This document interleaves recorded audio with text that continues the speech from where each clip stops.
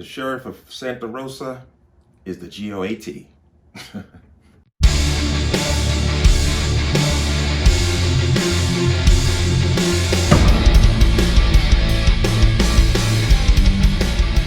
Welcome to another installment of the Connecticut Gun Bench. Today's video is brought to you by P.A.N. Firearms, LLC. P.A.N. Firearms for your NRA certification and multifaceted gun training.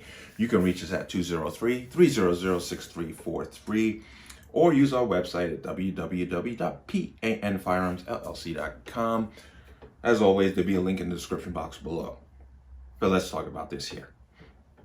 Santa Rosa County police responded to a suspicious man who was breaking into, basically going on a burglary streak, going through a neighborhood, just basically robbing houses as he was going. And one of the homeowners fired at the person. And well, the sheriff had a lot to say about it, and well, you gotta love him. Good morning and thanks for coming, everybody. We're going to talk about an incident that occurred yesterday in the Santa Villa subdivision in Pace. And it involves, if you can put him up, Mr. Brandon Harris, who you hear me talk about frequent flyers all the time. Our first interaction with this individual came when he was 13 years old. Since then, he's had like 17 arrests.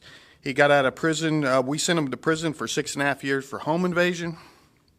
And he just can't seem to get the picture of crime does not pay. So yesterday about 4:30, we get a call to Santa Villa subdivision in reference to him being a suspicious person. Multiple people call. We end up, probably 20 deputies get there, set up a perimeter. The dogs are out, and he's jumping fences and breaking into houses as he goes. So that started at 4:30. Around 5:12 p.m., we get a call, shots fired. So one of the homeowners, he was breaking into their house, and they shot at him. And I want to say, as to the person, we don't know which homeowner shot at him. I guess they think that they did something wrong, which they did not. If somebody's breaking in your house, you're more than welcome to shoot them in Santa Rosa County. We prefer that you do, actually. So whoever that was, you're not in trouble. Come see us.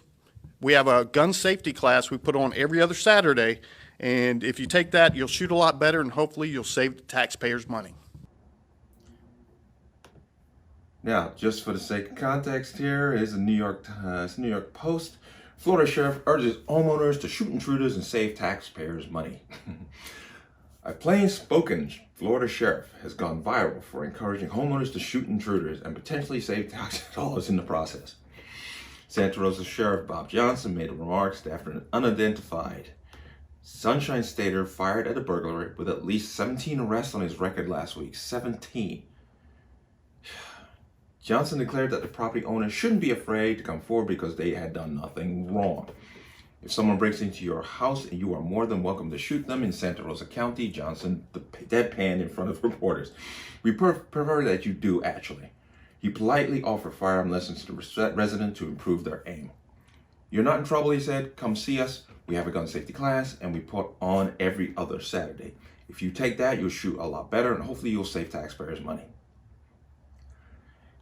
Florida's so-called stand your ground law specifies that a home dweller faced with an intruder has no duty to retreat and has the right to stand his or her ground and use or threaten to use. Calling him a justice system frequent flyer, at the press conference, Johnson, a 40-year law enforcement veteran, said the alleged intruder, Brandon Harris, was first arrested at age 13 and once did 6 years in prison for a home invasion. See, now if somebody has straightened his behind out at 13, we might not be having this problem now, but another video. Okay, now, pretty much I'm focusing on what the sheriff there is saying, which I have no issue with. You know, look, somebody's intruding on your space, violating your area. You have every right to defend yourself. But, of course, there are going to be some who are going to take a different spin and a different angle on this. NPR. Lawyers say sheriff's remarks about shooting home intruder was wildly irresponsible. A Florida sheriff who encouraged homeowners to shoot intruders in order to save the taxpayers' money is being lambasted by Florida defense attorneys who are accusing him of offering wildly irresponsible advice that could cause needless loss of life and aggravate racial tensions. Why would it aggravate racial tensions? No matter what, somebody has got to play the race angle. This has nothing to do with race. This has to do with safety and preservation, possibly, of life. At a press conference last week, Santa Rosa Sheriff Bob Johnson was discussing the arrest of Brandon Harris, who is white, a man well known to the sheriff's office, wanted on multiple warrants. Harris was leaping fences and breaking into houses before ultimately jumping headfirst out of a window when he was apprehended. At one point, Johnson noted that in one of the 4 houses Harris broke into, a homeowner shot at him and missed. The sheriff had a message for that person who had not come forward. We know what that message was. Hey, next time have better aim, save us some money. We know what he said. But I'm going to jump down. Wildly irresponsible. I'm going to jump right there. I'm going to skip over here because he was on Fox News and pretty much doubled down on his statement. But I'm going to come down to here was Johnson's advice is legally accurate, several criminal defense attorneys told NPR. Florida's stand your ground law lets people use deadly force to prevent a forcible felony, including home invasion. And the intruder doesn't need to have a weapon. There is no requirement that they be armed before someone can exercise the right to defend their property, said Fort Lauderdale attorney Jason Blank, who chairs the Florida Bar's criminal law section. But the attorneys were aghast at how brazen Johnson was in seeming into light in potentially needless death. I cannot agree with the sheriff. It is ever preferred to shoot someone, Blank said by email. Okay. So what should you do? Wait until you get a clear indication of what that person's going to do before you use deadly force? Somebody breaks into your home, you must accept worst case scenario of why they're coming there. So it almost makes it sound like, well, you got to let them break in, let them ransack the place a little bit, and then if they attack you, you can defend yourself. Well, no. You have to assume that they're going to attack you right from the word go as they come in, and you should defend yourself.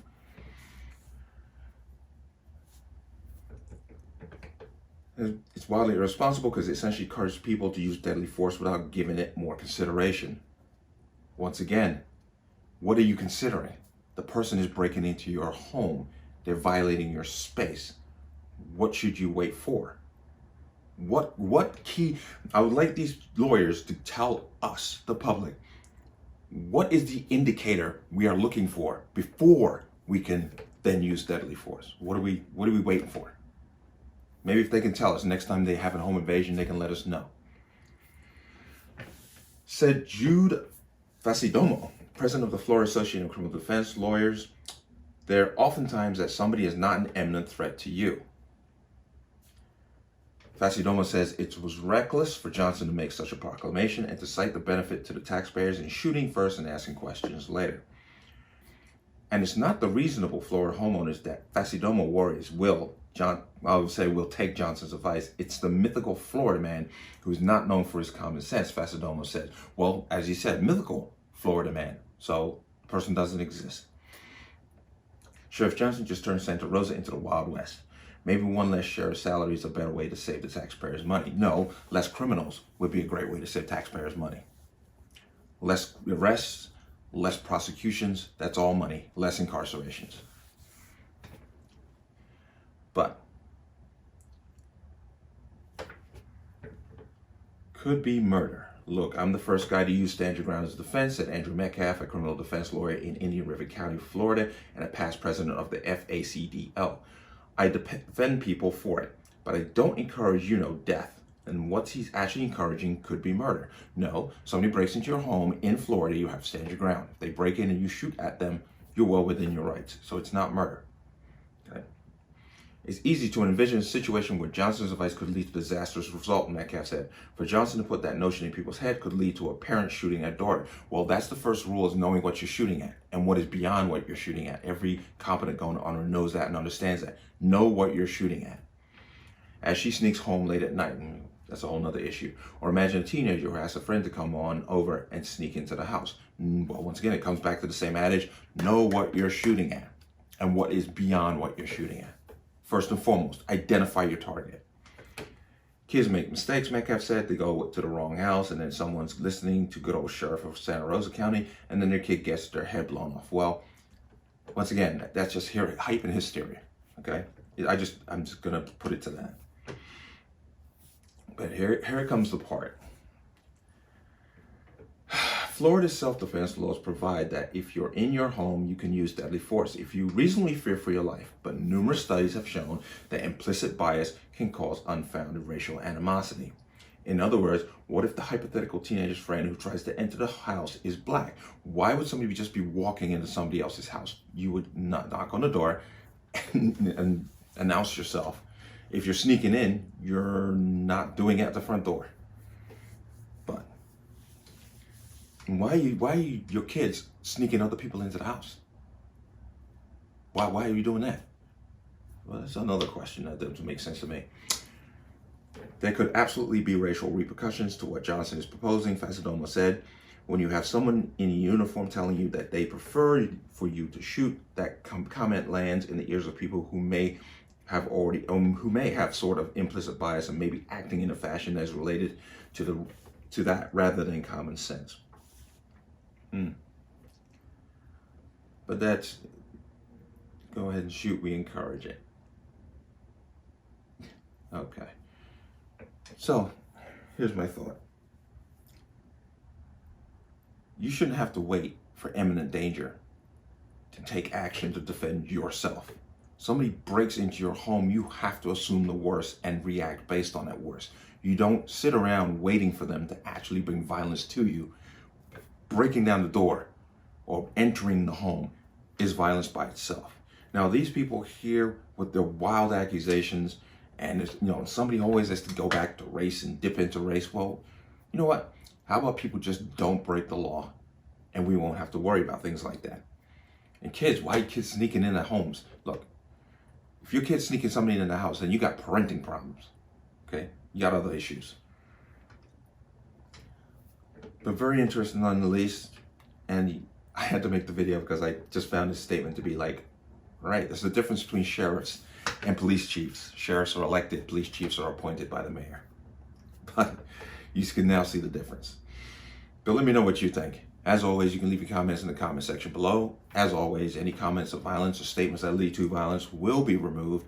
Please like, share, and subscribe. Don't forget to hit the notification bell so you're notified the next time the video goes live, and I will see you on the next one. Peace.